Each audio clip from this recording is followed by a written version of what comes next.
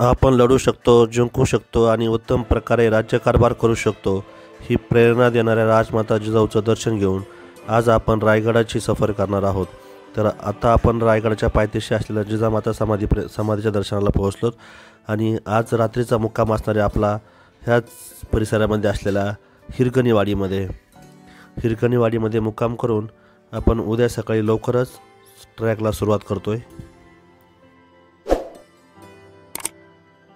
दुपारी 2 वाजता आम्ही पुण्याहून तामिनी घाट मार्गी निजामपूरहून पाचड गावात पोहोचलो।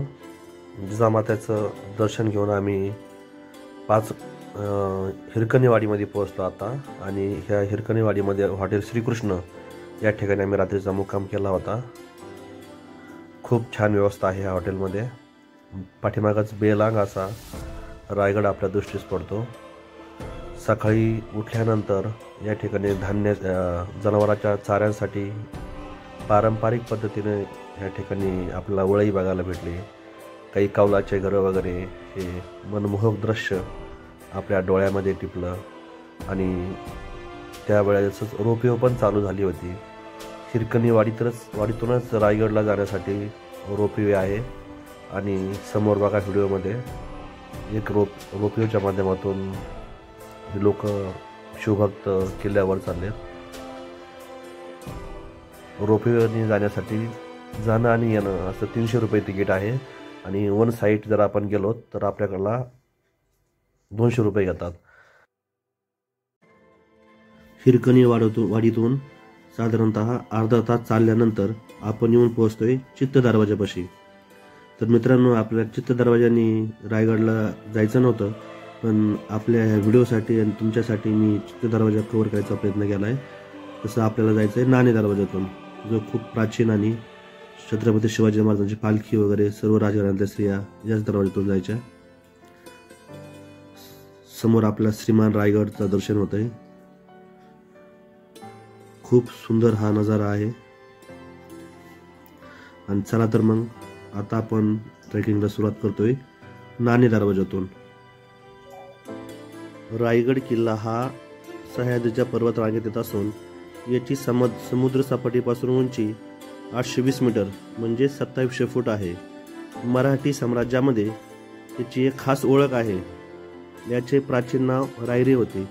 युरोपचे लोक त्यास पूर्वेकडील जिब्राल्टर असे म्हणत। जिब्राल्टर म्हणजे ठाणे जितके अजिंक्य तितकाच रायगडही अजिंक्य व दुर्गम। 20 मिनिट चढाई केल्यानंतर डाव्या साईडला आपल्याला एक प्राचीन असा चुन्याचा घाणा बघायला भेटतो। या ठिकाणी पूर्वी चुना मिक्स करून बांधकामासाठी वापरला जायचा।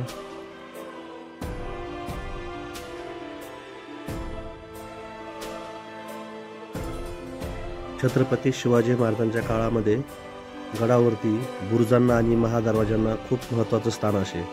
त्याची रचना विशिष्ट पद्धतीने केली जायची।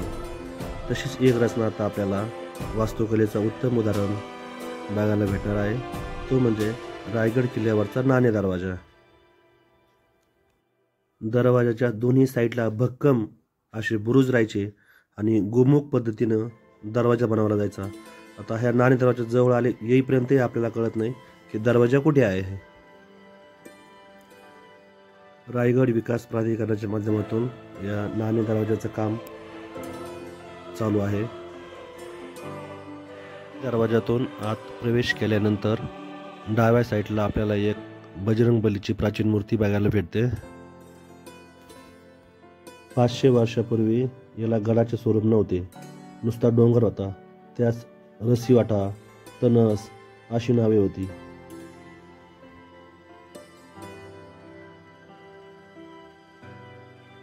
दिवस होता, या माऊली गडावर दूध विकायला गेली होती। कोजागिरीचा दिवस असल्यामुळे गडावरती दानपट्टा केला जास्त प्रमाणात चालला होता। ती बघण्यात मग्न होऊन गेली। पोलीस गडाचा नियम असा असायचा, त्या नगर कणावरती नगारे वाजले गेले की रायगडाचा मेन गेट महादरवाजा, हा महादरवाजा 5:30 वाजता दरवाजा बंद व्हायचा। तिथले पालकरी होते सांगोजी काटकर, त्यांच्याशी आई ती हात जोडून करती विनंती, अहो सांगोजी काटकर म्हणा खाली जाऊ द्या, माझं 6 महिन्याचं धान बाळ खाली आहे।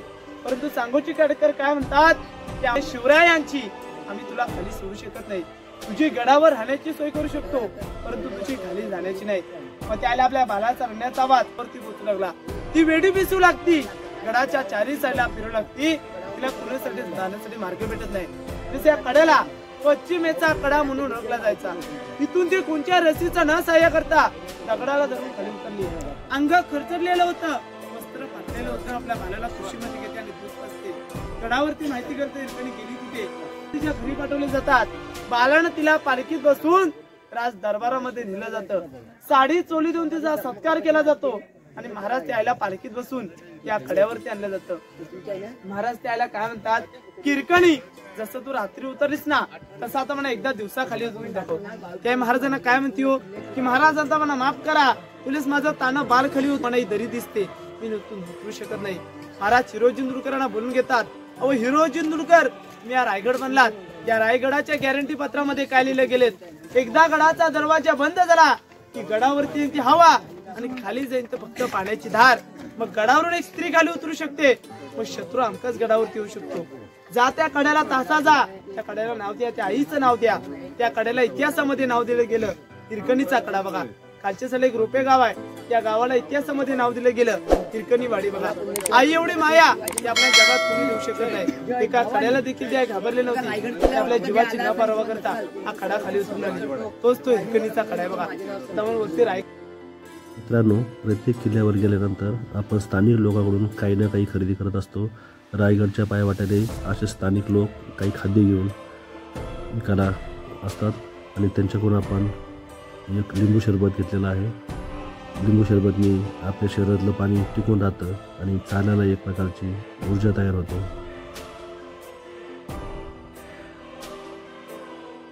निजामशाहीत रायगडाचा उपयोग कैदी ठेवण्यापुरताच होई.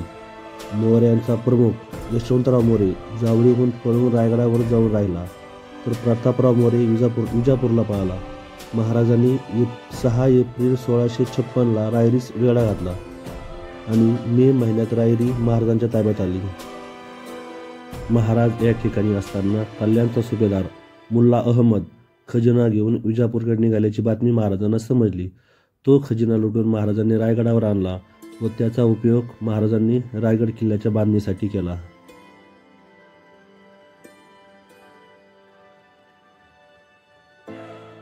तब्बल 1 तास खडी चढाई करून अथक परिश्रम घेऊन आपण किल्ल्याच्या महादरवाजापाशी येऊन पोहोचतो. महादरवाजाची उंची अत्यंत भक्कम असून दोन्ही बाजूनी बुरुज पूर्ण काळ्या पाषाणामध्ये काळ्या दगडामध्ये या ठिकाणी बांधकाम केलेलं आहे आणि कातळात कोरलेल्या पायऱ्या या ठिकाणी आपल्याला बघायला भेटतात. दरवाजाच्या वरती काही शिल्पकाम केलेलं पाहायला मिळतं. सर्व प्राणी पाहायला मिळतो. त्याच्या पायाखाली हत्ती पाहायला मिळतात. खाली जे फुलासारखे चित्र पाहायला मिळतं हिंदूचं प्रतीक आहे. वरती जे फुलासारखी जे डिझाईन केलेली ना हे सीईचं म्हणजे कॅन्सर केलेलं आपल्याला त्या ठिकाणी पाहायला मिळतं. हे जे स्वराज्य आहे सर्व शेतकरी बांधवांचं आहे. ते एकत्रित आहे म्हणून त्याचं शिल्पकाम वरती केलेलं. तटबंदीच्या वरच्या बाजूला छिद्र मारलेले पाणी ना या छिद्रातून येणाऱ्या शिल्पावरती भाले पे केलं जायचं. गरम तेल गरम पाणी उचलायचं. गरम तेल इथून सोडायचे आणि आगीचा भडका केला जायचा.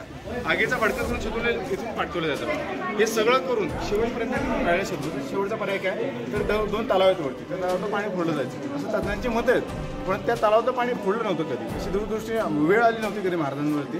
पण दूरदृष्टी म्हणून तलावाशी उतरायला लागला बांधलेले पाहायला मिळतं. एकमेव दरवाजा की हा जर दरवाजा बंद झाला तर गडावरती जाण्याचा मार्ग नाही.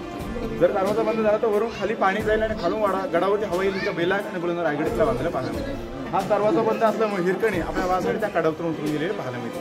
आता वरच्या बाजूला बाल्य किल्ल्याचा भाग चालवतो. हत्ती तलाव गंगासागर तलाव याची माहिती घ्यायला वरती जाऊया. बोला छत्रपती श्री शिवाजी महाराज की जय.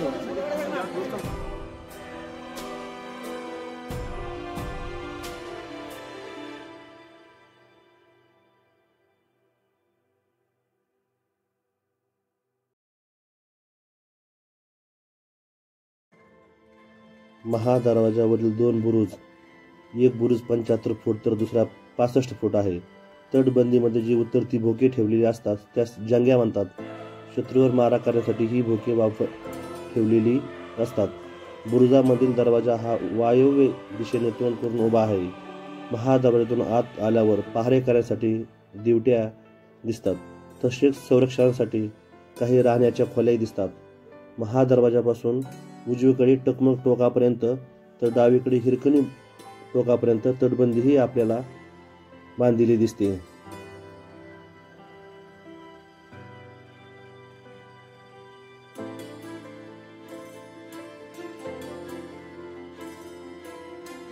मित्रांनो, महादरवाजापासून उजवीकडे टकमक टोकापर्यंत जी तटबंदी जाते, आपण त्यावरून जरा चालत गेलो तर ज्या ठिकाणी ही तटबंदी संपते त्या बुरुजामध्ये चोरदिंड्या बांधलेल्या आहेत.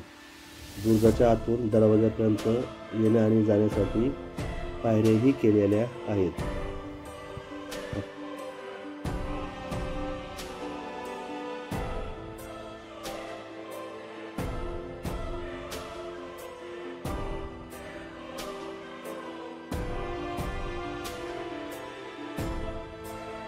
रायगड किल्ल्यावरती तोफा फार कमी आहेत. महादरवाजाच्या बाजूला 2 तोफा आपल्याला दिसतात आणि आपण जरा हिरकणी बुरुजावर गेलो त्या ठिकाणी आपल्याला 3 ते 4 तोफा आढळून येतात.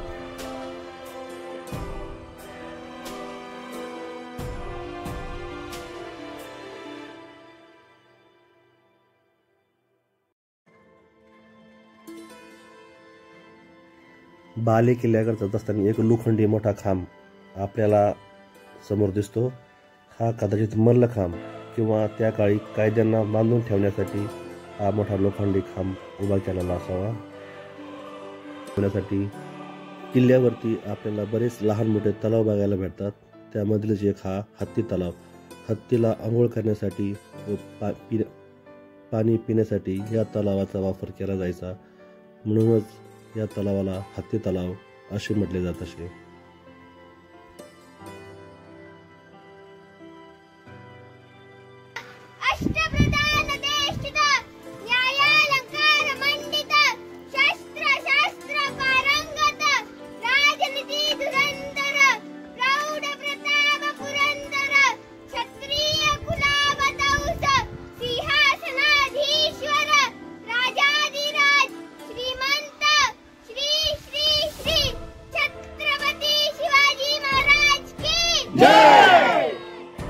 प्रजापती या सगळ्या प्रजाचा पती, सुवर्ण रत्न श्रीपती, सुवर्ण रत्न Shripati, not in the sense of ornament या ज्वेलरी. सुवर्ण रत्न श्रीपती म्हणजे त्यांना दिला गेलेला तो किताब आहे. त्या आपल्या महाराजांनी सुरतेवरनं सोनं लुटलं पण बाकीच्या राजांसारखं नाही की स्वतःसाठी केलं, हे जनतेसाठी रत्न श्रीपती. अष्टावधान जागृत, अष्टावधान जागृत म्हणजे सगळे 8 वेपन्स जसे देवी चामुंडाच्या हातात असतात किंवा अष्टावधान जागृत. अष्टावधान जागृत. अष्टप्रधान वेष्टित, अष्टप्रधान वेष्टित आपले 365 किल्ले होते. अष्टप्रधान वेष्टित 8 मिनिस्टर्स. अष्टप्रधान वेष्टित, वेष्टित म्हणजे ते मिनिस्टर्स. अष्टप्रधान वेष्टित, अष्टप्रधान वेष्टित. न्याय अलंकार मंडित, न्याय अलंकार मंडित. न्याय देणे म्हणजे एक प्रकारचा आपण जवरी ऑर्नामेंट कसा घडवतो, न्यायाला अलंकार समाने केलंय. न्याय अलंकार मंडित, मंडित म्हणजे पंडित होते ते, त्यांच्यासारखा न्याय निवाडा कोणच नाही करायचा. न्याय अलंकार मंडित. शस्त्रास्त्र शास्त्र पारंगत, शस्त्र वेपन, वेपन बरोबर सायन्स. शस्त्रास्त्र शास्त्र पारंगत म्हणजे त्याच्यात ते एवढे डीपली इमर्स्ड होते की त्यांना कोणताही बहादूर हरवू नव्हता शकत. शस्त्रास्त्र शास्त्र पारंगत. राजनीती धुरंधर, राजनीती धुरंधरचं बेस्ट एक्झाम्पल आहे कोणतं, गुरिला वॉरफेअर टॅक्टिक्स, गनिमी कावा. कधीच मुघलांना ते समजलं नाही. महाराज म्हणायचे मी जातो इकडे, नाचायचे दुसरीकडे. आणि महाराज लोकांना गनिमाला हे पडायचा प्रश्न की महाराज दिसतेत कसे. त्याच्यानंतर असला कुठं होतो राजनीती प्रौढ, राजनीती धुरंधर. प्रौढ प्रताप पुरंदर, पुरंदराचा ट्रिटी सगळ्यांना माहीत असेल. महाराजांनी ते किल्ले साईन केले आणि त्याच्यानंतर कमबॅक काय झाला महाराजांचा सगळ्यांना माहिती आहे. किती किल्ले त्याच्यानंतर जिंकले. प्रौढ प्रताप पुरंदर. क्षत्रिय कुलावतंश, जेवढी ही क्षत्रियांमध्ये जाती येते त्या कुलावतंशचा उद्धार करणारा म्हणजे क्षत्रिय कुलावतंश. सिंहासनाधीश्वर, 32 मानाच्या सिंहासनावर जो ईश्वर बसतो, सिंहासनाधीश्वर. महाराजाधिराज, सगळ्या महाराजांचा महाराज. राजाधिराज ते श्रीमंत योगी, नॉट श्रीमंत भोगी. आय रिपीट अगेन, श्रीमंत योगी म्हणजे श्रीमंत पुरुष योगी जो योग कल्याणासाठी वापरणारा. श्रीमंत योगी श्री श्री श्री राजा शिवछत्रपती महाराजांचा विजय असो. याचप्रमाणे बाकीच्या राजांच्या सुद्धा कारत आहेत. त्याच्यानंतर ओम नमो पार्वती पते हर हर महादेव, हे का म्हणतात लास्टला कोणी सांगेल. ओम नमो पार्वती पते, याच्यात एक आहे पार्वती पते. पार्वतीचा पती कोण, हर हर महादेव. बरं, आपण हर हर महादेव म्हणतो. हर हर महादेव का म्हणतो? Har itself is a word means हर each individual. Har depicts as destroy. Har Har Mahadev एकदा हर म्हणतो तर तो वर्ड आपण 3 वेळा हे करतो. हर म्हणजे हर म्हणजे individual. Each individual is having a power which can defeat everything. हर हर महादेव म्हणजे हरचं नाव घेतलं की महादेव होतं, म्हणून ते हर हर महादेव. ओके, चला दीदी 1 नंबर. माता शिरकाई देवीचे मंदिर. शिरकाई ही गडावरील मुख्य देवता. शिर्के 5व्या शतकापासून रायगडाचे स्वामी होते. याची आठवण देणारी गडस्वामिनी शिरकाईचे मंदिर गडावर आजही आपल्याला आढळून येते. मंदिराच्या परिसरामध्ये आपल्याला काही विरगळही पाहायला भेटतात.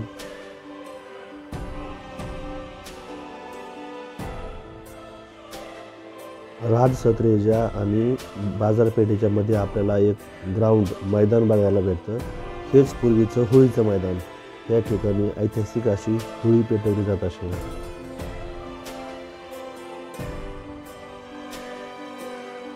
रायगड किल्ल्याच्या बाले किल्ल्यावरती जाण्यासाठी एक प्रवेशद्वार दिसते, तोच नगारखाना. ही बाले किल्ल्याचे मुख्य प्रवेशद्वार. नगारखान्यातून पायऱ्या चढून वर गेलं की आपण किल्ल्यावर सर्वाधिक उंच भागावरती पोहोचतो. ह्याच आपल्या प्रवेशद्वाराचं नगारखान्याचं स्केच काढून इंग्रजांनी मुंबईचा गेट ऑफ इंडिया बनवलेला आहे. म्हणजे सेम टू सेम ही कॉफी गेट ऑफ इंडियाची आपल्याला बघायला भेटते.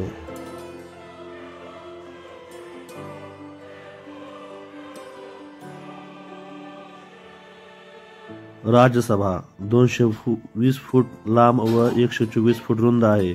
येथेच पूर्वेला तोंड करून असलेली सिंहासनाची जागा. याच ठिकाणी 32 मनाचं सुवर्ण सिंहासन तयार झालं होतं आणि इथेच महाराजांचा राज्याभिषेक झाला. सचिवालय अर्थात अष्टप्रधान मंडळाचे ऑफिस. याच ठिकाणी संपूर्ण अष्टप्रधान मंडळाचं कार्यालय होते. इथूनच संपूर्ण राज्याच्या किल्ल्यांचा आणि राज्याचा कारभार या ठिकाणून चालत असे हे अष्टप्रधानांचं ऑफिस. पकडण्यासाठी 3 एप्रिल 1680 चैत्र पौर्णिमा हनुमंत जयंती वार शनिवार. राजांचं निधन मात्र इथं झालं.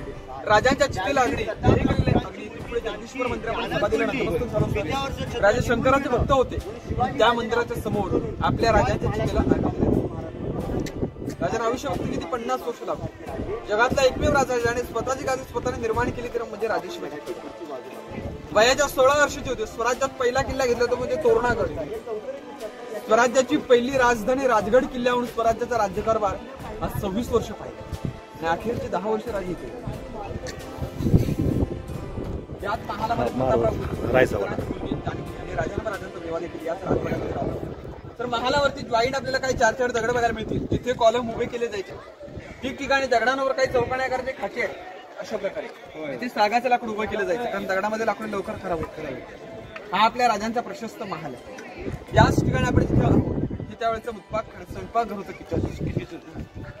जर दर्शनासाठी वरती जायचं असेल जा तर आपल्यावर इकडे बाहेर सोडा, दर्शन घ्या. पुढे आपण महाराजांची राहण्याची जागा. याच ठिकाणी प्रतापराव गुजर यांची कन्या जानकीबाई आणि महाराजांचे सुपुत्र छत्रपती राजाराम महाराज यांचा शाही विवाह सोहळा याच राजवाड्यात झाला. ह्याच राजवाड्यामध्ये महाराज तब्बल 10 वर्ष राहिले आणि याच ठिकाणी महाराजांनी अंतिम श्वास सोडला. जवळच आपल्याला महाराजांची समाधी बघायला भेटते. आपण आतापर्यंत अष्टप्रधान मंडळाचं ऑफिस बघितलं, पण आता आपण आलोय बहरजी नाईक यांच्या कार्यालयामध्ये. ही पूर्ण एक अंडरग्राऊंड खोली असून याच ठिकाणी स्वराज्यातील किंवा शत्रूंच्या काही गुप्त बातम्या बहरजी नाईक महाराजांना सांगत असत. छत्रपती शिवाजी महाराजांनी 2 वेळेस सुरत लुटली. सुरतेची खडानं खडा माहिती बहरजी नाईकांनी याच रूममध्ये छत्रपती शिवाजी महाराजांना दिलेली आहे.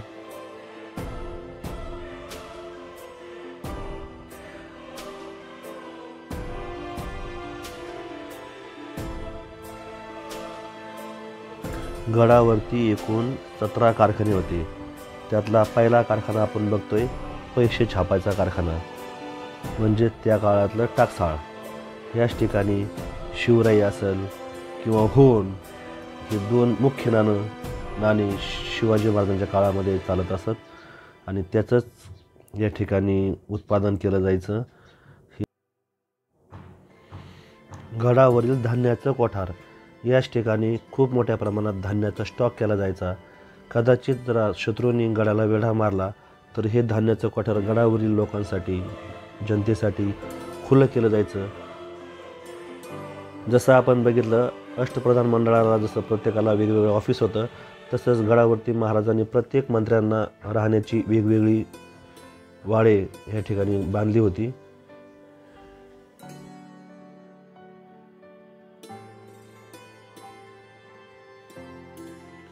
अलीकडेच महाराष्ट्र शासनानं गडावर येण्यासाठी रोपवेची सुविधा उपलब्ध केलेली आहे आणि हे रोपवेचं कामकाज कशा पद्धतीने चालतं याचा आपण थोडक्यात आढावा घेतोय.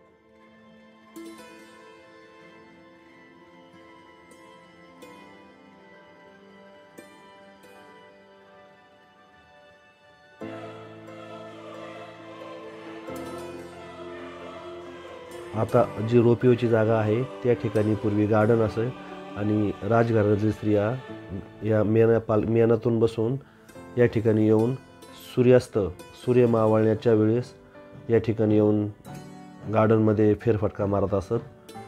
असा हा मेना दरवाजा आणि यातूनच पुढे गेल्यानंतर आपल्याला पूर्ण 7 महल दिसतात. 7 महल म्हणजे महाराजांचे एकूण 8 राण्या होत्या, तर त्यांना राहण्यासाठी महाराजांनी या ठिकाणी महाल बांधले होते. भव्य दिव्य असे हे 6 महाल एकसारखे सेम टू सेम आहेत. आता फक्त आपल्याला तटबंदी दिसते, पण पूर्वी या ठिकाणी 2 मजली इमारत होती. पूर्ण सागवानी लाकूड, मखमली पडदे, पूर्ण राजवैभव या ठिकाणी आपल्याला दिसते. हे बघून झाल्यानंतर त्या काळातील शिवकाळातील टॉयलेट, आपण म्हणतो इंग्रजांनी टॉयलेट आणली, पण ह्याच ठिकाणी इंग्रजांनी टॉयलेट बघितले आणि नंतर थोडीशी मॉडिफाय करून नंतर संडास वगैरे म्हणजे टॉयलेट वगैरे विकसित केले. पण हे रायगडावरील 400 वर्षापूर्वीचे टॉयलेट आजही आपल्याला या रायगडवर किल्ल्यावरती दिसतात. रायगडानं अनुभवलेला सगळ्यात दुःखद प्रसंग म्हणजे 3 एप्रिल 1680 या दिवशी छत्रपती शिवाजी महाराजांचं निधन याच किल्ल्यावरती झालेलं आहे. पालखी दरवाजा, शिवकाळात सर्वात जास्त वापर बालेकिल्ल्यावर येण्यासाठी याच दरवाजाचा केला जायचा. छत्रपती शिवाजी महाराजांची पालखी असेल, जिजाऊमासाहेबांची पालखी असेल किंवा सर्व राणींच्या पालख्या असतील, त्या सर्व पालख्या याच दरवाजातून बालेकिल्ल्यावरती आणल्या जायच्या आणि मग तिथून ती आपल्या आपल्या दालनामध्ये जात असत. असा हा प्रशस्त पालखी दरवाजा. छत्रपती शिवाजी महाराजांनी किल्ला बघितल्यानंतर जो काही गडाचा उल्लेख केला तो आपल्याला सभासद बखरेमध्ये आढळून येतो. राजा खासा गड पाहता बहुत चखोड, चौतर्फी गडाचे कडे ताशिल्याप्रमाणे 1.5 गाव उंच, प्रजन्न काळी कड्यावर गवत उगवत नाही आणि धोंडा ताशिव एकच आहे. दौलताबाद पृथ्वीवरचा चोखट गड खरा, परंतु तो उंचीने थोडका. दौलताबादचे दशगुणी गड उंच असे देखोने बहुत संतुष्ट झाले आणि बोलले, तख्तास जागा हाच गड करावा. किल्ल्यावरती असंख्य छोटे मोठे तलाव आहेत. त्यातला सगळ्यात महत्त्वाचा आणि पवित्र तलाव म्हणजे गंगासागर तलाव. जेव्हा महाराजांच्या राज्याभिषेकला सप्त नद्यांचं पाणी आणलं आणि राज्याभिषेकानंतर शिल्लक राहिलेलं पाणी याच तलावामध्ये सोडलं होतं, म्हणून त्यास गंगासागर तलाव असं नाव पडलं.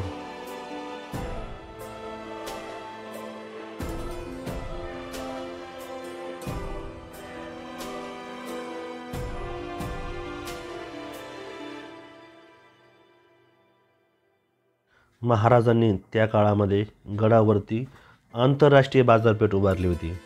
या ठिकाणी ग्रीक, पोर्तुगीज, इंग्रज, डच यांच्याबरोबर व्यापार चालत असे. या बाजारपेठेमध्ये एकूण 22 दुकाने आहेत. 2 रांगा आहेत आणि 22 दुकाने आहेत. 40 फूट रुंद रस्ता. हा अशी एक भव्यदिव्य बाजारपेठ आपल्याला रायगडावरती दिसते.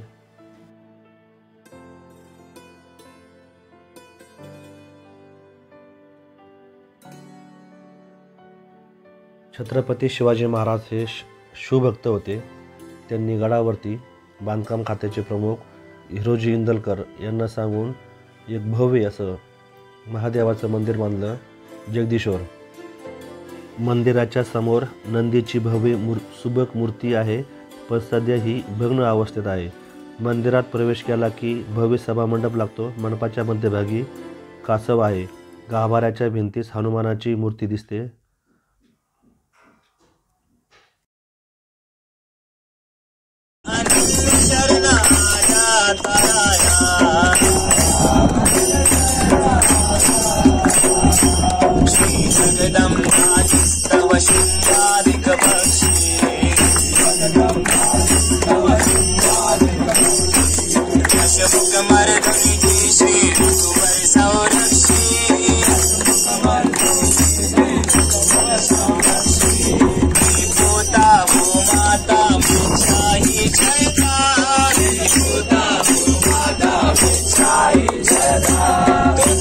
शिवराया तिज कोण दुजा ताता, शिवराया तिज कोण दुजा ताता. जय देव जय देव जय जय शिवराया, जय देव जय देव जय जय शिवराया. आया अनन्य शरणाया ताया,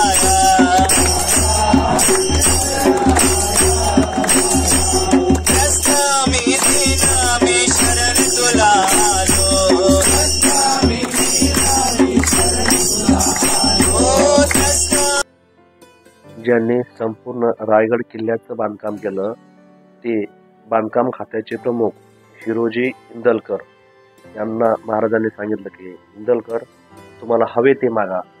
त्यावेळेस ते म्हणाले, महाराज मला जगदीश्वराच्या पायरीचा दगड व्हायचा आहे आणि त्या दगडावरती एक नाव टाकायचं परमिशन असावी. त्या ठिकाणी त्यांनी नाव कोरलेलं आहे, सेवेचे स्थायी दप्तर हिरोजी इंदलकर.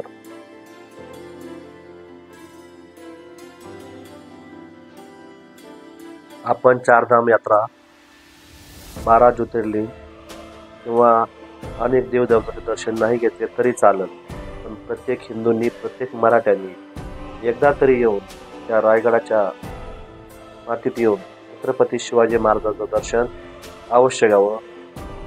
या ठिकाणी येऊन प्रत्येकाने मुजरा केलाच पाहिजे. असं हे पवित्र ठिकाण म्हणजे रायगडावरील छत्रपती शिवाजी महाराजांची समाधी.